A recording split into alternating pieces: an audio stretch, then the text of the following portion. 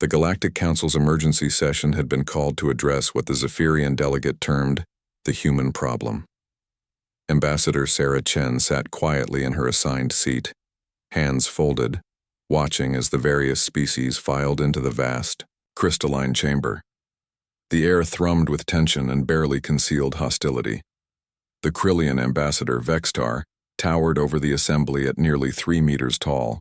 His chitinous exoskeleton gleamed under the chamber's bioluminescent lighting, and his forearms ended in razor-sharp claws that could slice through titanium. As the apex predator of his world, Vextar had never encountered a species that didn't immediately submit to his presence. Beside him, the Saurian representative, General Theclon, flexed his massive jaw. Rows of serrated teeth caught the light as he deliberately turned his reptilian head toward the human section. His species had ruled their homeworld's food chain for millennia, and their military prowess was legendary across 3 sectors. The umbral delegate needed no introduction. Ambassador Nixoth's shadow-wreathed form seemed to absorb light itself, and whispers followed wherever she went. Her people were the galaxy's most feared assassins, capable of moving through darkness like living nightmares. One by one, each predator species in the chamber turned their attention to the lone human. Vextar's mandibles clicked menacingly. Theclon's throat rumbled with a subsonic growl that had caused smaller species to flee in terror. Nixoth's form seemed to darken the very air around her. The chamber fell silent except for the sound of claws scraping against metal and the whisper of shadow stuff moving through the air. Every herbivorous and omnivorous species present had already submitted, their delegates either cowering behind their desks or averting their eyes entirely. And then Sarah Chen smiled. It wasn't a nervous smile or a diplomatic one. It was the kind of smile that reached her eyes, genuine and almost amused. She looked directly at each predator in turn, meeting their gazes without flinching, and that smile never wavered. Vexitar's confidence flickered. In all his years, no prey species had ever looked at him like that, like they found something amusing about his threat display. His clicking intensified, but the human's expression remained unchanged. "Interesting," Sarah said, her voice carrying clearly through the chamber's acoustics. "Is this supposed to be intimidating?" The question hung in the air like a challenge. General Theclon rose to his full, imposing height, his massive frame casting shadows across the floor. "Human," he rumbled.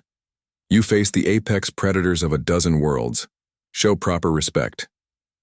Sarah's smile widened slightly. "Apex predators," she repeated thoughtfully. "That's fascinating. Tell me, General, what's the largest predator on your homeworld?" Confused by the apparent non sequitur, Theclon answered automatically. "The Great Devourer, 30 meters long, capable of crushing starship hulls." "Impressive," Sarah nodded. "Vextar, what about Krill?"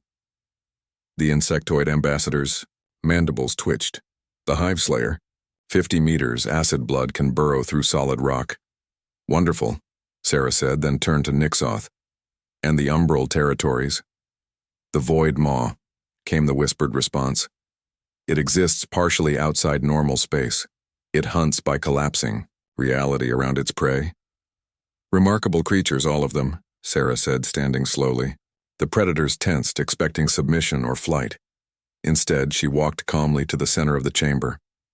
"You want to know why humans aren't impressed by your displays?" she asked conversationally. "It's because we've seen bigger." The chamber erupted in indignant snarls and clicking, but Sarah continued undaunted. "The largest predator on Earth wasn't the Tyrannosaur, though that was certainly impressive. No, our apex predator was something called a megalodon, 20 meters of pure killing machine, jaws that could bite a spacecraft in half." She paused, letting that sink in.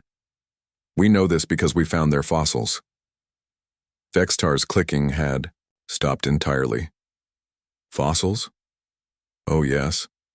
Sarah's smile turned predatory now, and somehow that was infinitely more unsettling than any threat display.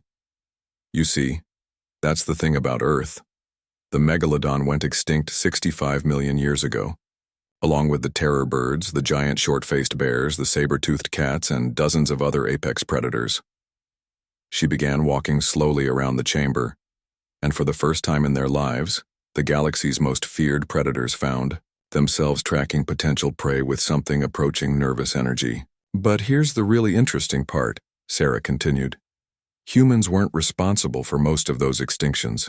We weren't even around yet. So what happened to all these magnificent killing machines? The silence was deafening. They met us, Sarah said simply. Not directly, of course, but Earth is a world that produces apex predators like a factory, and then something comes along that's just a little bit better adapted, a little bit smarter, a little bit more cooperative. She stopped directly in front of the predator delegation. Humans aren't apex predators, you see. We're something much worse. We're the thing that apex predators have nightmares about if they're smart enough to dream. Nixoth's shadow form wavered. What are you? Sarah's smile was gentle now, almost pitying. We're persistence hunters. We're the species that looked at every single terrifying monster our world could produce and said, I bet we can outlast it. And we were right. Every single time. She returned to her seat, folding her hands again. You want to intimidate humans? You'll need to be scarier than everything that's already tried to kill us. And I should mention, they're all extinct now.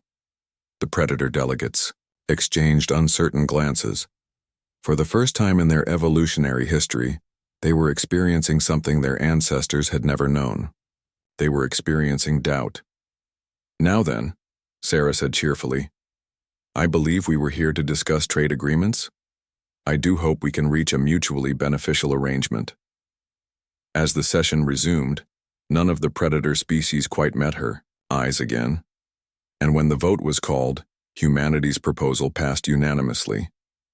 After all, as Sarah had so eloquently demonstrated, sometimes the most dangerous predator is the one that doesn't look like one at all.